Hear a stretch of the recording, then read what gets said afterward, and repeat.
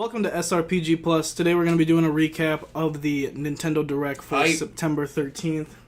I know that everyone's got a lot of hype for it. As of myself, we'll just start off right at the beginning.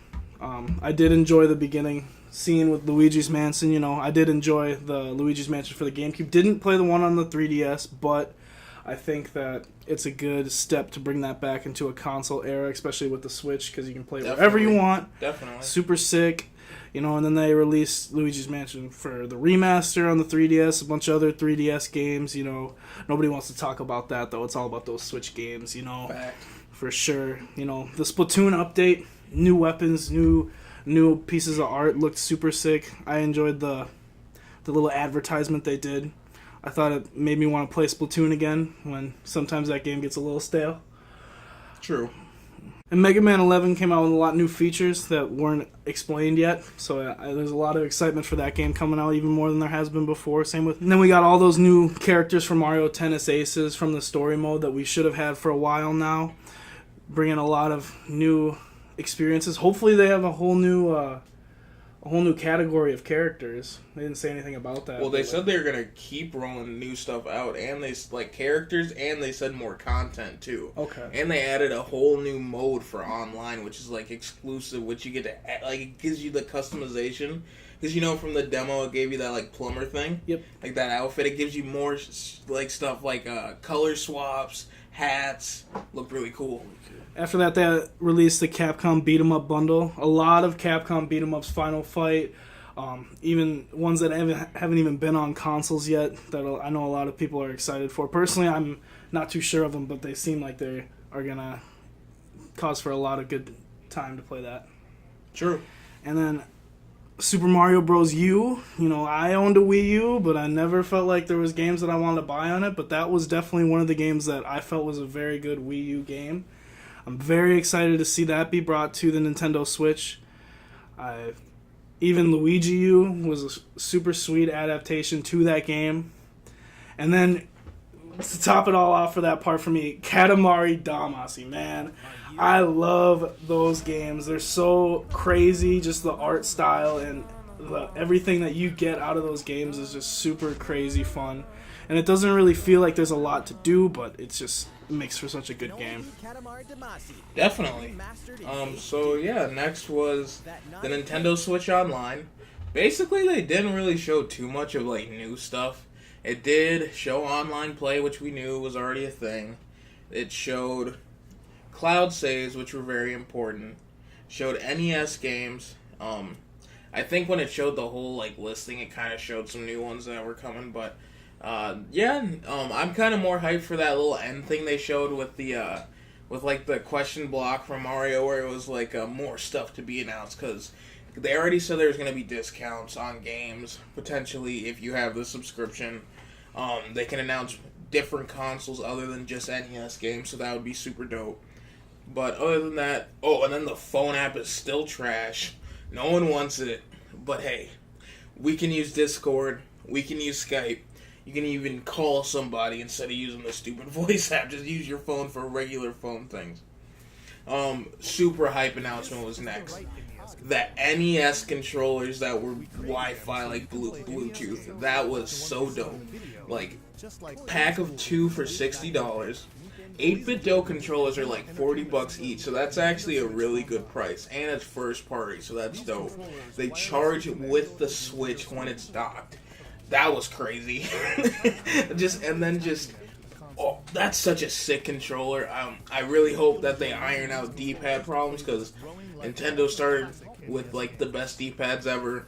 The Pro Controller in the beginning had a lackluster D-pad until the Xenoblade Chronicles 2 controller came out. So I just hope that they just make it a good D-pad. That was hype. That was actually super hype. Next was some more information about Pokemon Let's Go Pikachu and Let's Go Eevee. They just it kind of showed some more footage. It was walking around the town, showed some different gyms, just for a second, and then went to the next thing. Kind of explained the HM moves that are locked to your starter, which is nice that you don't have to use a move slot. Also showed the special moves that they have, that's new for an Eevee to be able to do this move, or a Pikachu to do this move. That was pretty cool. Next was Diablo 3 Eternal Collection.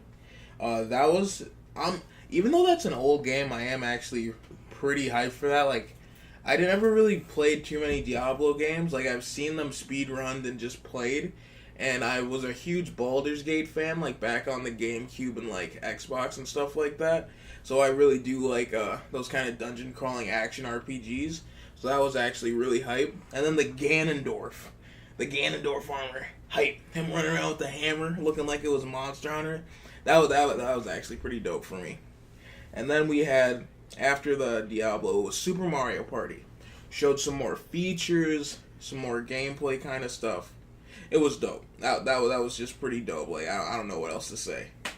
And then Town. I don't get how more people aren't talking about this that I've seen on social media and YouTube. I saw that, I was so hyped. I was like, Game Freak? A new game from Game Freak that's not Pokemon? And it's an RPG. And the art style looks super clean. It looked way better than Pokemon Let's Go. That was dope. The town, we basically got like information that it was going to be in one place. You're basically going to be humans calling villagers to help you fight monsters and stuff. Cool monster. Diesel said it looked like a Lionel. That was funny. Yeah, that town was. I'm actually very excited for that. And then after that, they released Cities, one of those PC games that everyone's hoping to get on those Switches. I think it's a cool little add-on to just be able to have your own city and be able to play with it on the go. You know, you never know when you just want to check in and play around being God or whatever you want to do. True. After that, they had Daemon X Machina, which looks like a crazy cool action, lights, just a big monster fight. It's just all action, all fast paced. I think that game looks like it's going to be a super fun co-op game to play with friends. True. And then Yoshi's Crafted World, I thought this game was clean. That's a perfect word for it, because everything was just so fluid. All the secrets were just right there, but they were so easy, so cool to find. You know, I can't wait to see somebody just destroy and clip that game and try to speedrun the crap out of it. That's going to be super cool to see. You know, every time a platformer comes out, you just got to dig deep into it too, so that's super cool. After that, we have Asmod Gaming releasing all of the new board games that they're trying to push out, like Coruscant, Lord of the Rings, Living Card Game, Pandemic. Those three games seem pretty cool. Of course, I'm not a big Lord of the Rings card game guy, but I definitely own a copy of Pandemic. I've definitely played Coruscant a couple of times. Personally, I'm not too fond or know the rules of Coruscant too well, so maybe playing the game will give me a good opportunity to capitalize on that. But they also talked about Munchkin and Catan Universe. They didn't show. For Catan. It's so those games look like they would be super sick. They didn't show any gameplay. I think those games will probably come out later, and that the first three will come out a little bit earlier. But I still think I'm super hyped for that for sure. And then to close off on PC games, they had to put Civ in there. Civilization had to go onto the Switch. People are probably gonna go crazy on that game. Yeah, and then next was Starlink Battle for Atlas. Basically, the meme with this game is nobody cared about it until they added Fox for Star Fox, and Wolf was in it. They showed that as like the villain. And the cool thing about this game is if you buy it, it comes with like an R-wing, and then you can like customize it like during the game, and you can play the whole story as Fox. So you can basically make it into a Star Fox game. And, like, Wolf is a boss in it, and it's got special missions for, like, the Star Fox crew, so that's super dope. So I'm pretty excited for that game. That's coming out this fall. The World Ends With You Final Remix. Man, like, in this direct, there was so many RPGs that was so hype. Oh, my God. Like, this game was so fun to play on the DS. It's like, this game, it just kind of reminded me a lot of Kingdom Hearts. It's another Square game, and it's just super fun. And this version has new content. It's going to be on consoles for the first time. It's only been on the DS, and then it was ported to mobile. So that's super exciting to be able to play that on the go and on my TV. Next was Xenoblade Chronicles 2, the Torna, the Golden Country. It's out like next week, but if you actually own the expansion pass, you actually get to play it tomorrow, so I'll probably be checking that out tomorrow. Because I already got the expansion pass like months ago when I was playing through Xenoblade like last year. And that just looks clean. I'm super excited for it. It has different mechanics than regular Xenoblade Chronicles 2. So that's really hype. And then after that, they just needed to add a little montage. It seemed like this was going to be the end of the Direct. I thought it was going to be, but they had so much content after this, too. But they were just giving off a montage of all the third-party games added. FIFA 19, Team Sonic Racing, 2K19, 2K Playgrounds, another Lego DC Supervillains game, and, of course, Just Dance. Everyone's got to have their Just Dance fix. Yep, and Warframe, too. All those games, that's decent third-party support, I'd say. Not the best, but at least it's something. Yeah. Get you through the year. And then, when this part of the Direct happened, I literally, lost my mind. When it was it said Final Fantasy is coming to Switch, Nintendo, Kupo. That was funny, that was cool. Moogle, yep.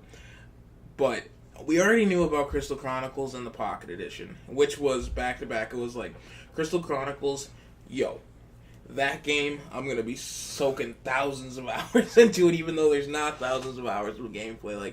I played that to death with my brother and beat it as a kid, and that's one of my favorite, GameCube games and one of my favorite spin-offs ever. Next to Tactics, of course. And the online mode was so sick, I actually be able to play with more than just me and my brother, because we'll have more link cables available than just the two of us. They added new content. When I heard that, I was like, oh my god, that is so dope. And then after that, it was Pocket Edition. Pocket Edition is Pocket Edition. I do not care about Pocket Edition. Some people may, but I do not care. I played Final Fantasy 15, platinumed it. I'm done with the game. Fuck all that extra DLC. I don't care that you spent too much money making the Luminous Engine Square. I'm not helping you recoup that. I'm good.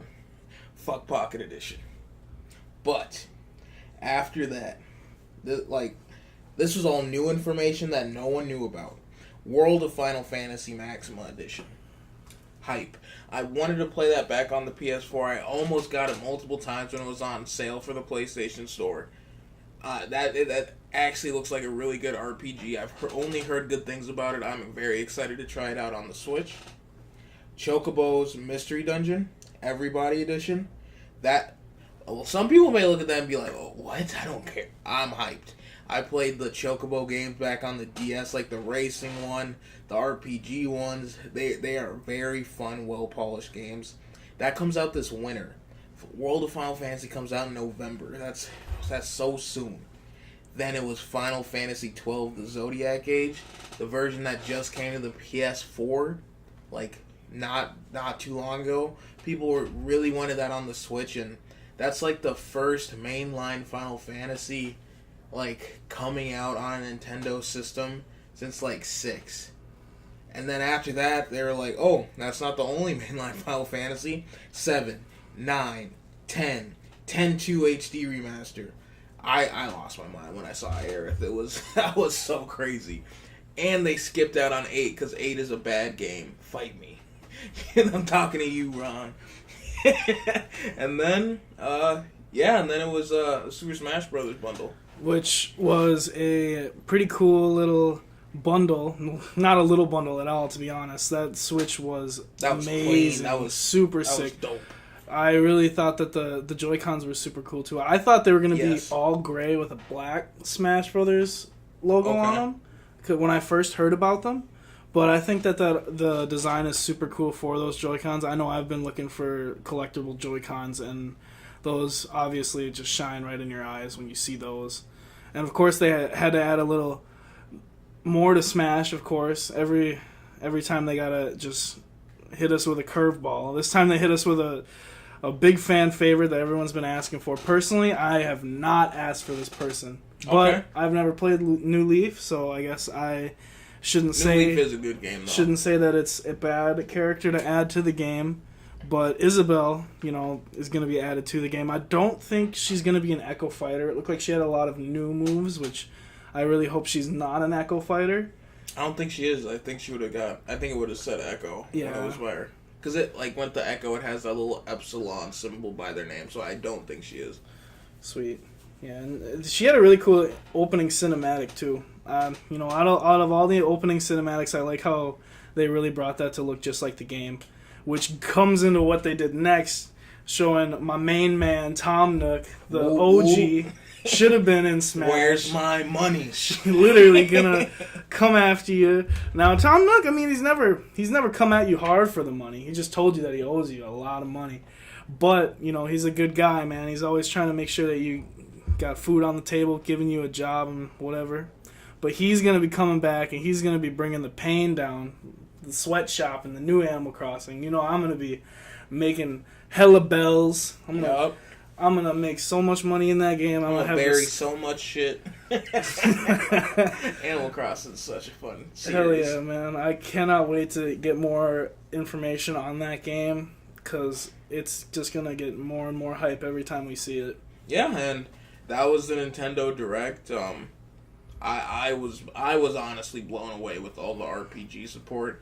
I know some people, if you aren't like super into RPGs or some of these like Nintendo games that were announced, you were maybe expecting some more third-party support, like big AAA third-party games, maybe like a GTA 5 or Red Dead. Which that's definitely not coming. Red Dead's definitely not coming. Stuff like that. But if those kind of games is something you were like looking forward to, this may not have been the Direct for you. But for me personally, I lost my mind when I saw all of that RPG, Final Fantasy goodness, the Town RPG. Man, Nintendo's doing the right stuff. But this is SRPG Plus. You have a good rest of your day.